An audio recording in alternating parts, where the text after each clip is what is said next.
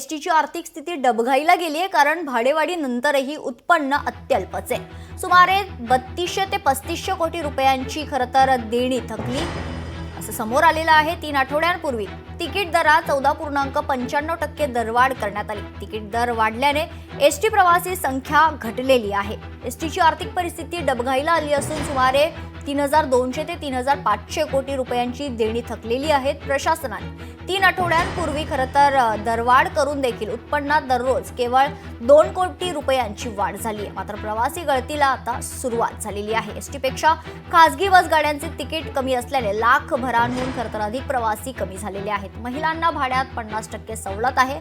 75हून अधिक वय असलेल्या ज्येष्ठ नागरिकांना मोफत प्रवास आहे, तर 65हून अधिक वय असलेल्यांना खरं तर तिकीट दरात निम्मी सवलत आहे। अशा विविध सवलतींमुळे प्रवासी संख्येत गेल्या वर्षभरात वाढ झाली, पण भाडेवाढीमुळे एसटीच्या प्रवासी संख्येला गळती लागण्यास सुरुवात झाली आहे।